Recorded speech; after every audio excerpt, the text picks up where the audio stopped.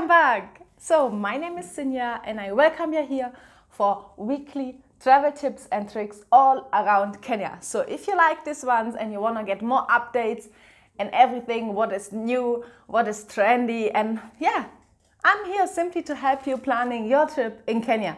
Make sure you subscribe down here below. So before I dive deeper into this video, I know so many of you guys are watching this video right now because you are planning your trip to Kenya right now and you have already started your research, and then you have laid out like different itineraries or different national parks or tribes or whatever you want to go and visit, but you are not sure, does this make sense? Or is there a better option, or maybe a park or something I don't know about what I should do? So if you are wondering about these things right now and you really want to travel to Kenya, then I want to invite you right now here for a free call with me where I can take you through your itinerary, your safari, and everything you need to know before traveling to Kenya. So make sure you sign up for your free call. Find it down in the description below. Okay, but let's dive into today's video, which is all about how to move around in Kenya.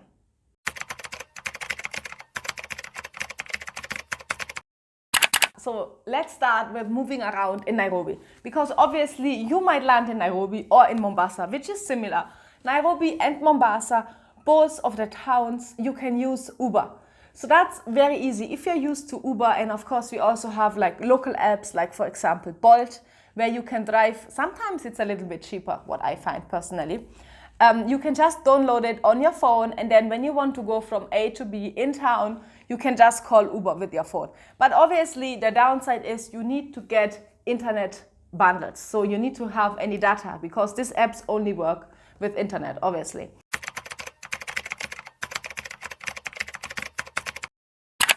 So to get internet, you have to go and get a local SIM card at Safaricom, register, and then you can get your internet. Yeah, the advantage of using Bolt or Uber in Nairobi is simply that for us, we don't have to bargain, we don't have to negotiate. They treat us like everyone else, because at the end of the day, the app makes the prices. So it tells you exactly from A to B, you pay 250 shillings.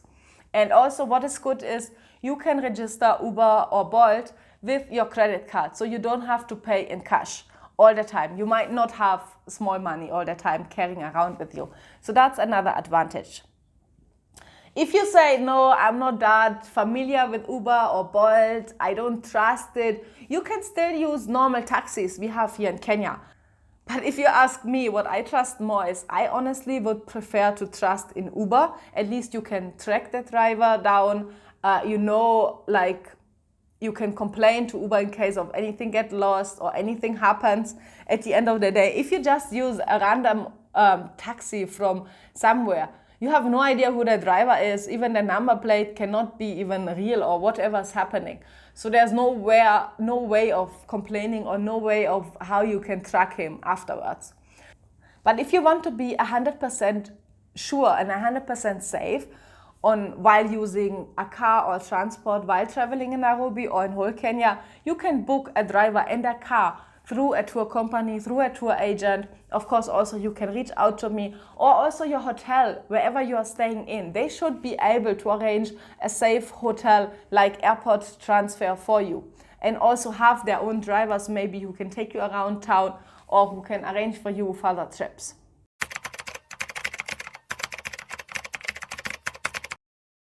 In Kenya, in Nairobi, when it's still about local traveling, is we have other ways of traveling. What I found super interesting the first time I came, I mean this is just now for short distances, we have like bikes, bodabodas, and bicycles. So you can pay a motorbike to drive you around, or even a bicycle in town. Because in town, CBD, for example, motorbikes are not allowed. And the huge advantage of motorbikes, that's why I'm super a fan of motorbikes in Nairobi, is that they can jump all the traffic. Of course, now you might think like, okay, Sinja, no, motorbikes are not for me. Because honestly, yes, some of them drive like crazy idiots, sorry to say that, through the traffic, and it might be risky, and of course accidents happen. And also, while we drive on bodabodas or on motorbikes, we don't have helmets. Like you could carry your own, yes, but honestly, who does that? And some of them, they have their own helmets or they might give you one. But nowadays, in COVID times, they don't share helmets anymore. So you just go without any protection. And of course, this might not be yours as well. And you'll be like, no, no, no. I'd rather be safe and stay 2 hours in traffic than be fast. Yeah, but that's another way on how you can move around in Nairobi.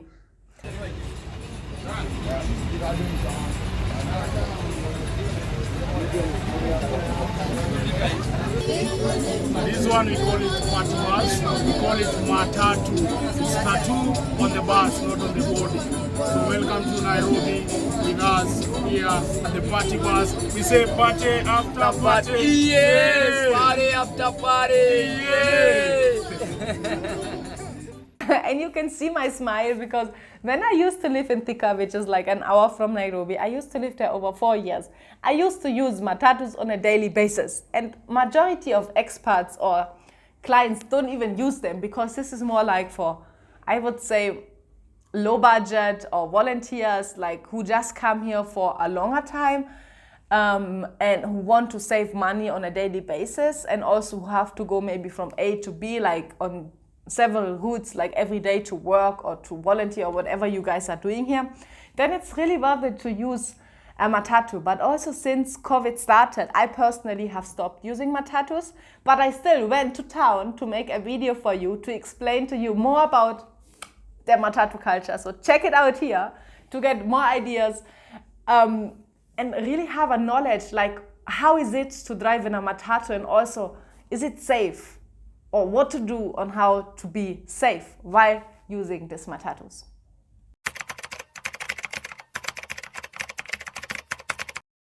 Let's say you are in Nairobi and then at the end after your safari, you want to go to the beach. And now there are different options. You might have Googled, you might have found the train, the SGR, or you're thinking about a flight, there's also the bus, or maybe hiring a car. So let me dive deeper into all these 4 options of transport we have in Kenya. First of all, there's the train. Yeah. Honestly, I'm not sure what to tell you guys about the train. It tells you on the webpage like that it's speedy and that it's like only takes 4 hours to go from Nairobi to Mombasa, which is in reality at least 6 hours. And if you ask me personally, for me, it's a little bit overrated, like to take the train because you take like time-wise. If you see it, like you have to go first of all to Nairobi, to the railway, which is not in the middle of town. So you have to find the railway station first. Get into the train. You also have to be there like 1 hour in advance to get into the train, to get your ticket because it can be overcrowded. There are so many people using this train. So 1.5 hours or 1 hour earlier, you have to get your ticket. And also the security measurements are really good. They are really high when you use the train, even better than at some of the airports here. So that one is good. Security is given. But you need to spend a lot of or calculate a lot of time if you want to use the train. So if you use the train, as I said, you have to find the railway in Nairobi and then you have to be there early, way much earlier on time. And then you take like 6 hours maybe to Mombasa and then the train it stops outside of Mombasa town. So which means you have to take another bus or taxi, which takes you another like 1 hour, 45 minutes to take you to Mombasa. And then after like a journey of already 6, 7, 8 hours, you have arrived in Mombasa. But maybe your main goal was to go to Diani Beach or Watamu or even Lamu, like completely somewhere different. So now you are stuck in Mombasa and you have to order either a taxi taking you to Diani, which can take you another 1.5 hours and maybe another $40 or even more to get there, or you continue with local transport, which as you have gotten now, it's a long way. But some people swear of the experience that it's really magical and they love it. So if you love trains, please don't listen to me. Say, use the train. Go and take and experience that for yourself, please. I used it several times. I have used, but for now, only the economy class. But there is a VIP section.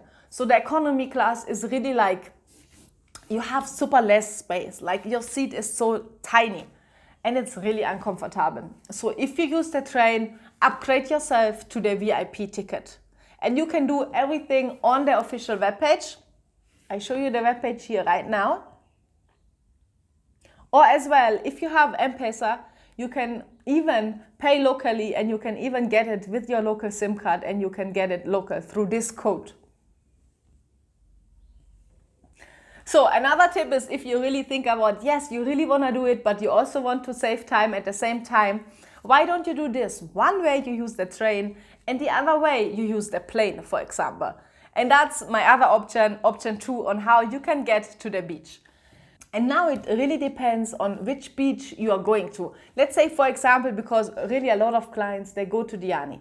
Diani Beach has its own airport. It's called Ukunda. So do not fly to Mombasa and then commute. No, fly directly from Nairobi to Ukunda with the plane. If you go to Watamu, Watamu doesn't have its own airport, but you can fly to Malindi, and then from Malindi, you have to drive for like 1 hour with a taxi to Watamu. And if you go to Lamu Island anyway, please, for security reasons, only take a plane to this island. There's nothing else. There's no other option, please. Do not go with a car. Do not go with a bus. So the other option is, but this is for hardcore traveler, it's using a bus. When I used to be a volunteer and low budget traveler, I used to take the bus to the beach. Because that time it was the cheapest. I'm not sure, I think the train didn't even exist at the beginning when I used to travel here in 2014. Yeah, I don't think it was there. So I used the bus. There was a bus at night and bus at daytime. I think right now because of COVID there's only buses at daytime. But these buses, I don't think I would recommend them because yes, it's cheap, but they overspeed. Like it can be a hell of a ride. So it's up to you if you want to use them or not. Yeah, so and the last option, which I'm also discussing with a lot of clients, is self-drive. Self-drive in Kenya, which means like hiring your own car and you are the driver. I am not sure. Kenya is not a country for self-drive travelers or self-drive safaris. Like if you want to hire a car and drive to the beach, or if you want to hire a car and go to Western Kenya, that one for sure, go and do it. But if you want to hire a car and now say you want to go with this car as well in national parks and go on safari, I would not recommend you as a traveler who has no experience about Kenyan roads, no experience about wildlife or how to handle the police on the way. And also some of the national parks, they don't even allow private cars. Like, first of all, you need to have a 4-wheel car. And also the moment you get there into the national parks, I mean, it's all about the experience, what you want to experience and what you will get inside the parks. Like you are there because you want to spot lions. You are there because you want to see rhinos or leopards or cheetahs. And now if you go yourself, how do you want to know where they are? Like, how can you be sure you don't get lost? And who is there to guide you and to explain you about the wildlife? Because at the end of the day, you also want to learn, educate yourself about the animals, how they behave and why they're like this and which type of animal you see here and what is typical for this animal and so on. Like, it's super fascinating to go on safari. And if you do it yourself, you are losing this point of education as well. Apart from all the safety, security, and that some of the parks don't even allow you to travel there.